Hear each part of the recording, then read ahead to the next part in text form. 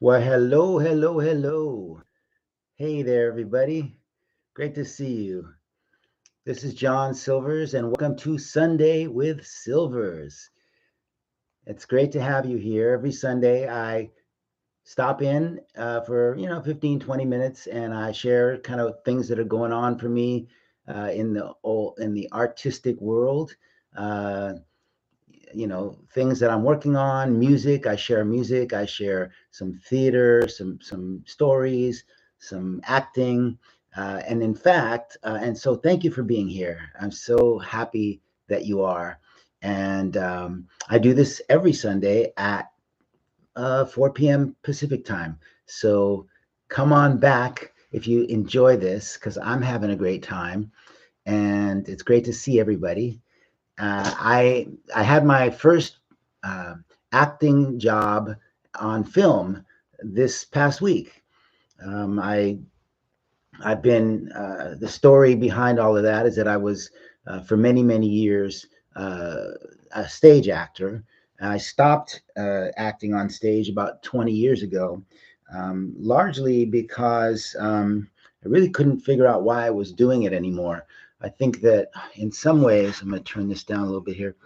In some ways, I was doing it because it was a way for me to express myself emotionally. I was a very sensitive kid, and it wasn't always okay to be sensitive for a number of reasons. Um, One reason is that when you're sensitive, people can recognize that and manipulate your feelings, which and I didn't have a lot of that, but enough that caused me to feel like it wasn't necessarily safe to be a sensitive person. Um, and well, I'll leave it at that. But I can say that that acting gave me an outlet. I remember one of the first one of the first roles that I got in theater was to play a role of a young man who was escaping from or leaving the city of Hiroshima after the bombing of Hiroshima, and it was a sad role, and it was allowing me to have my feelings because it wasn't really okay necessarily to have them in my real life. But then I also played Tevye in Fiddler on the Roof. If I were a rich man,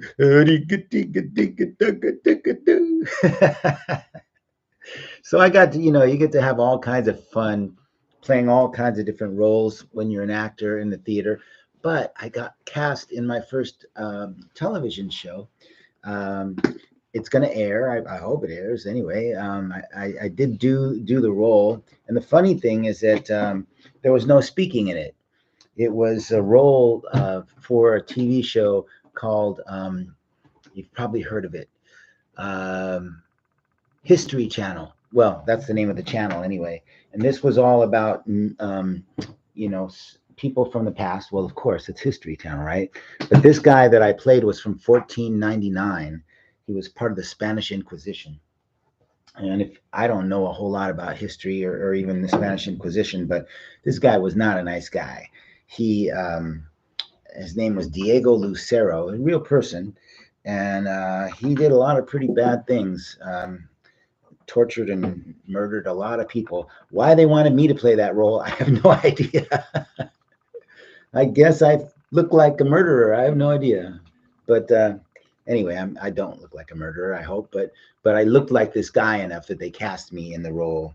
So yeah, so that was interesting. And I was supposed to. There was a point where I was supposed to be sinister, because a lot of the shots hopefully you'll get a chance to see it. But a lot of the shots that they had of me were from behind with me, getting ready to do something horrible to somebody. And so they would really feature the person that I was going to do something horrible to. That person would be in the background, and then I'd be in the foreground with my back to the camera, watching this person, suffer. And so that was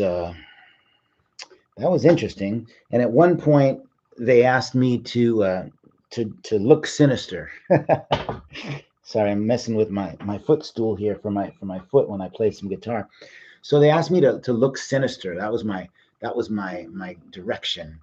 And I was really curious. Like, I come from the stage, and in the stage, if you're going to look sinister, everything's really big. But on camera, if I raise my eyebrow, that's big on camera.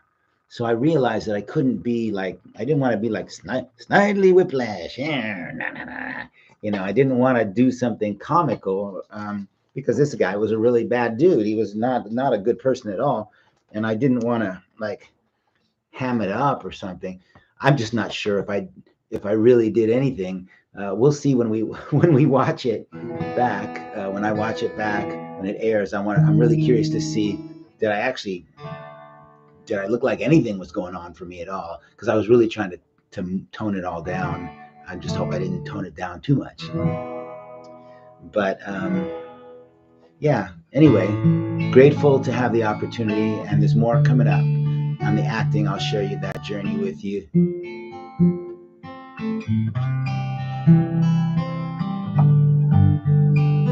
So I've been teaching some young people in the prison system how to play the guitar and how to write songs. And it was funny. I wrote a song the other day with a young man. He said he wanted to write a song about his best friend. I didn't realize though that his best friend was somebody who was actually in the room until we finished writing the song. So, but it's an opportunity for people to express themselves, and I think it's so important, for young people, especially these young men who are incarcerated, to have an outlet for their feelings and for their, for what's going on for them, because they did some things that got them where they are, but that doesn't have to define who they are in their life for the rest of their life. They have an opportunity to make some changes in how they're dealing with things.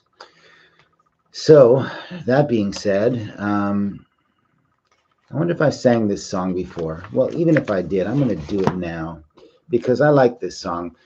When I was growing up, as I said, I was pretty sensitive. And one of the things and I'm still sensitive. I mean, if you're a songwriter, it's kind of got to be. It's kind of a prerequisite, I guess. I mean, at least the kind of songs I write. And so this is a song that was created by me at one point when I realized that not everybody, but a lot of people when I was growing up believed in God, and my parents didn't believe in God. And so I just said I didn't believe in God either, since, you kind of sometimes do what your parents do. You follow the leader. And the reality is that I just didn't really know. I didn't know if there was a God or not. And, nowadays I'm much more spiritual. I'm not religious, but I'm spiritual. But I wrote this song about kind of that experience of being an atheist, or telling people I was an atheist, but really being an agnostic, but not even knowing that agnostics existed. I didn't even know growing up that was a thing. So it's called Here and Everywhere. I may have played it before, but I'm going to play it again. Here it goes.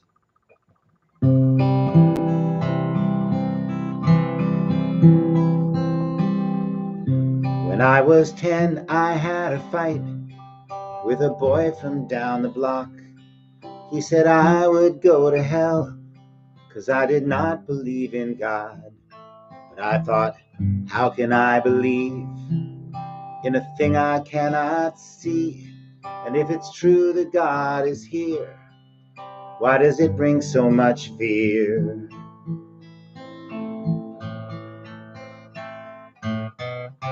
When I was 12, I loved to sing, so I joined a Sunday choir. I learned one important thing: genuflecting was required. The moment I refused to kneel was not sacrilegious zeal. I just didn't want to do anything I did not feel.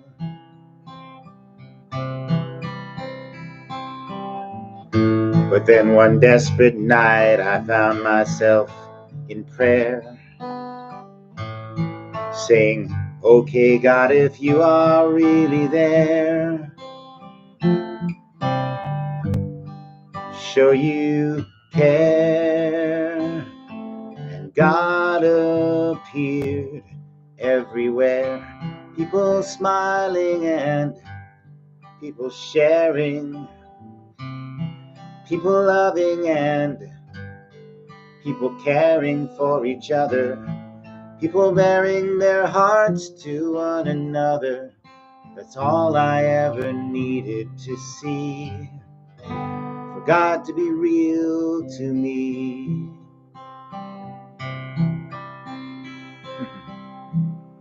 It wasn't long and I was back up on the fence, wondering if miracles were mere coincidence, trying to break away from what my papa said and what my mama thinks, and start listening instead to my own instincts.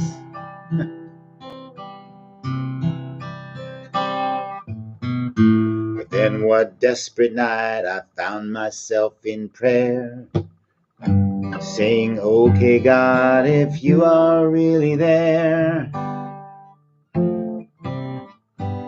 show you care. And God appeared everywhere, people smiling and people sharing, people loving and people caring for each other, people bearing their hearts to one another. That's all I ever needed to see, for God to be real to me.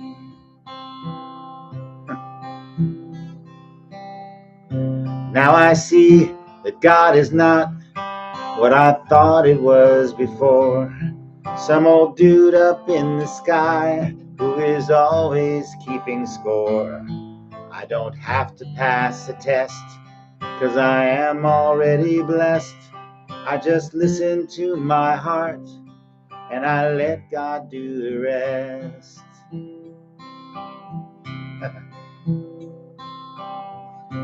Everywhere God appears, God is here and everywhere. Everywhere God appears, God is here and everywhere. Everywhere God appears, God is here and everywhere. Everywhere God appears, God is here and everywhere. So as I said, I'm not a religious person, and even using the word God sometimes can turn people off. So whatever you consider to be, and maybe you don't consider anything to be kind of like the creator of it all, or the definitely not for me anymore, some guy up in the sky that's judging everybody. You know, the song is about seeing goodness and helpfulness and love everywhere I look.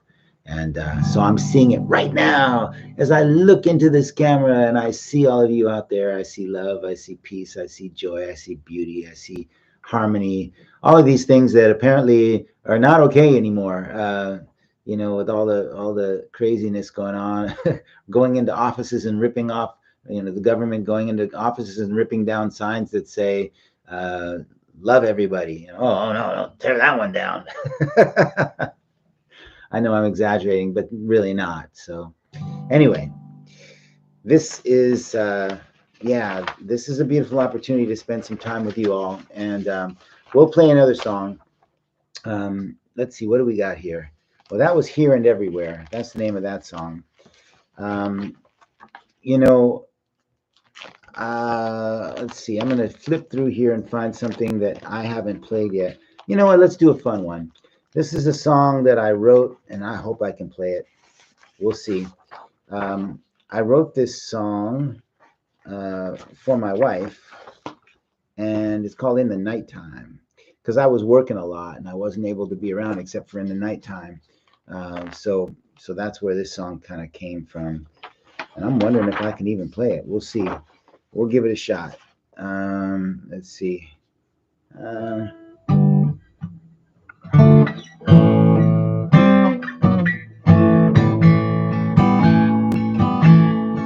When it is a rainy day, my favorite color for the sky is gray. And when the sun comes squeaking through, I love to see a flash of blue. And when the day is clear and bright, I love to see the clouds of white. But in the nighttime, my favorite color is you. Alright. I love it when you hold my hand and whisper to me all your plans. Love it when I hear you say you've been thinking of me all day.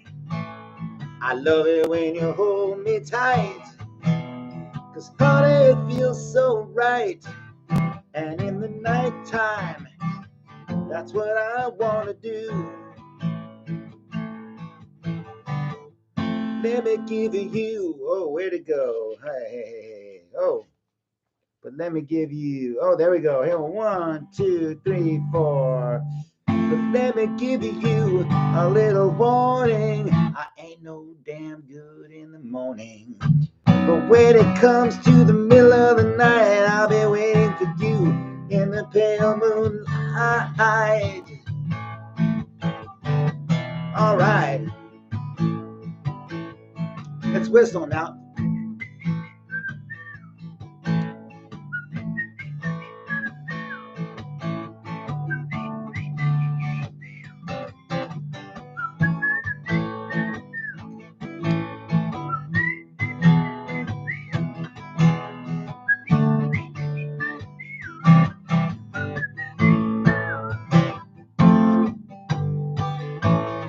All right, here we go, last verse. I love the way you're loving me. Your love has come and set me free. I love the little things you do, and I love all the big things too.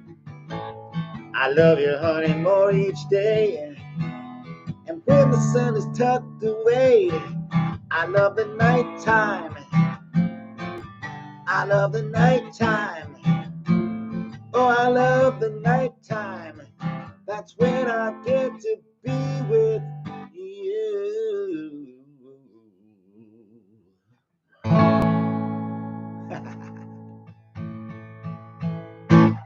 All right. Yeah, I wrote that song because I just wanted, when I started writing songs, they were all kind of sad, and I was grateful grateful to have a wife who loves me and supports me. So thank you, Wendy, for all your love and support over the years.